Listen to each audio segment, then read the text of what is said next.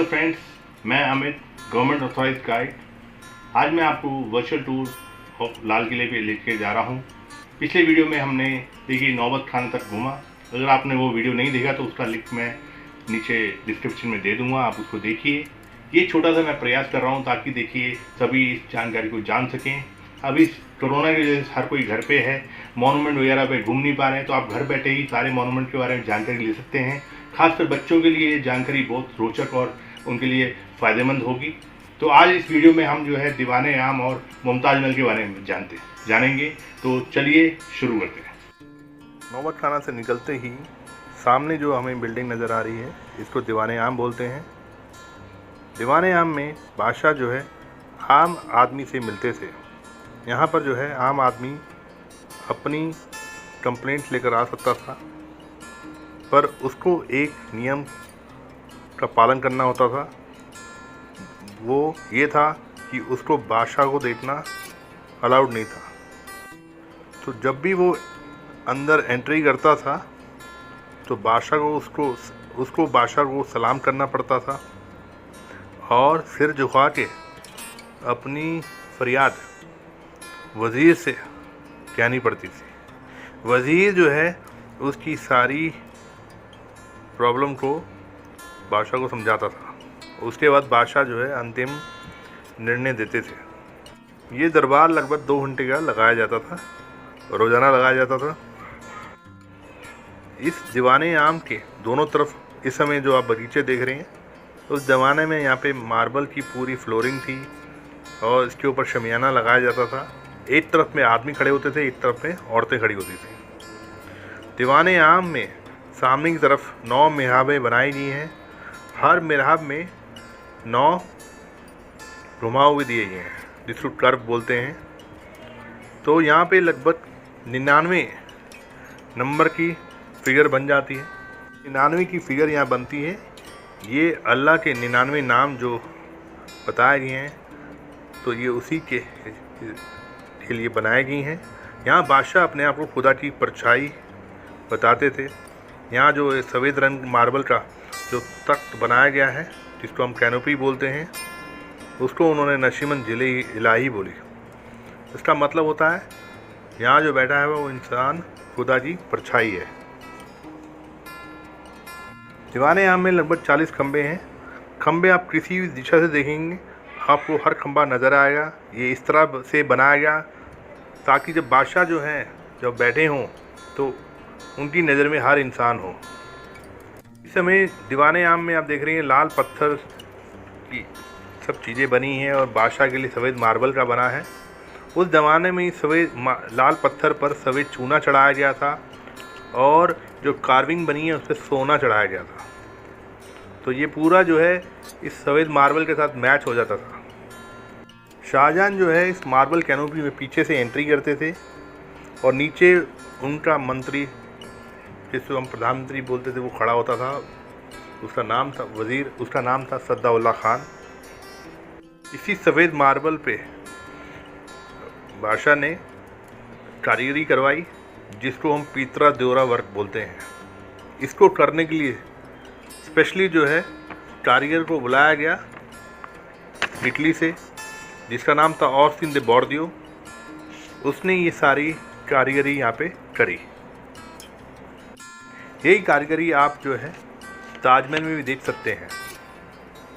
इसे करने के लिए देखिए इसके अंदर सफ़ेद मार्बल के अंदर प्रेशियस सेमी प्रेशियस स्टोन्स लगाए गए। ऐसा कहा जाता है कि लगभग 50 से ज़्यादा यहाँ पे पत्थर लगाए गए हैं, जिनसे ये जो है खूबसूरत आकृतियाँ बनाई गई हैं। ज़्यादातर पक्षी और पेड़ पौधे बनाए गए हैं।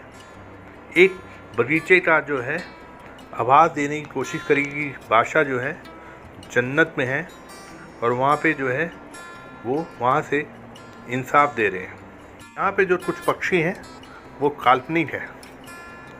ऐसा बोला जाता है वो पक्षी जन्नत के हैं। बीचों बीच जो है आपको एक फिगर भी नज़र आएगी जो ऑर्फियस की है। देखिए ऑर्फियस जो था वो गॉड ऑफ म्यूज़िक बोला जाता है ग्रीक माइथोलॉजी में। फिगर में आप देखेंगे ऑर्फिस जो है वॉलिन लेकर बैठा है और उसके सामने शेर, तेंदुआ और खरगोश है और उसके म्यूज़िक का वो आनंद ले रहे हैं। यहाँ पर एक बताने की कोशिश करी जा रही है कि शाहजहां का जो है प्रशासन, उसका शासन ऐसा है कि जिसमें शेर और भेड़ इकट्ठे ही रह सकते हैं, किसी को किसी से कोई डर नहीं है। 1857 के बाद जब लाल किला अंग्रेज़ों के कंट्रोल में आया तो उन्होंने लगभग 11 पैनल यहाँ से हटाए, जिसमें ये ऑर्केस्ट्रा पैनल भी था, और उसको ब्रिटिश म्यूज़ियम में रख दिया, जिसको जो विक्टोरिया और अल्बर्ट म्यूज़ियम था लंदन में। 1903 में लॉर्ड कर्जन ने ये पैनल जो है वापस जो है वहाँ से मंगवाए और उनको रिस्टोर किया। फ्रेंड्स, अब हम दीवाने आम से निकलकर शाहजहां के प्राइवेट महलों की तरफ बढ़ रहे हैं। तो पहला महल जो आता है, जो दक्षिणी शोर में है लाल किले के, उस महल का नाम है मुमताज महल। मुमताज महल हरम का एक हिस्सा था, जहाँ पे बादशाह की बीवियाँ रहती थी, बेगमें रहती थी, और बाकी अपार्टमेंटों में उनकी कनीज़ें रहती थी। कनीज़ें देखिए वो औरतें होती थी जो दासी के रूप में बादशाह की खिदमत करती थी। तो मुमताज महल का नाम जो है शाहजहां ने अपनी पसंदीदा बीवी मुमताज महल के नाम पे रखा। ये किला जब बना तो मुमताज महल मर चुकी थी। मुमताज महल का देहांत 1631 में हुआ था बुरहानपुर में, और शाहजहां ने इसकी याद में ताजमहल भी बनवाया था। तो जब यहाँ पे आए, उनकी याद में उन्होंने इस महल का नाम रखा, जहाँ पे उनकी दूसरी बीवियाँ रहती थी। उनकी यहाँ बाकी बीवियाँ कंधारी बेगम, सरहंदी बेगम और फतेहपुरी बेगम भी रहती थी। मुमताज महल हरम का हिस्सा था। हरम में बादशाह की बीवियाँ, कनीज़, इसके अलावा उनकी बेटियाँ भी रहती थी। यहाँ पर किसी भी आदमी को आने की मनाही थी। इस हरम को जो है उनकी बड़ी बेटी जहाँ आरा जो है उसको संभालती थी। वो उसको पाशा बेगम का भी खिताब दिया गया था, तो वो इसकी हेड थी। शाहजहां के हरम में लगभग 2000 औरतें रहती थीं। शाहजहां का हरम अकबर के बाद सबसे बड़ा हरम था। अकबर के हरम में लगभग 5000 औरतें थीं, जो हमें कई सूरतों से पता लगता है, जो आगरा के किले में रहती थी। उसके बाद जब दिल्ली शाहजहां आए तो उनके साथ लगभग 2000 औरतें यहाँ पे रहीं। तो फ्रेंड्स, ये वीडियो हम यहीं पे ख़त्म करते हैं। यहाँ पे हमने मुमताज़ महल तक जाना। वीडियो लंबा हो जाता है, इसलिए हमने वीडियो छोटा बनाया है। अगले वीडियो में हम अगले महलों के बारे में जानेंगे, जिसमें रंग महल, खास महल, दीवाने खास, हमाम, मोती मस्जिद, ऐसी और चीज़ें होंगी। बड़ी रोचक जानकारी मैं आपको दूंगा। ये जानकारी मैंने विभिन्न स्रोतों से ली है और मेरी काफ़ी सालों की मेहनत भी इसमें लगी हुई है।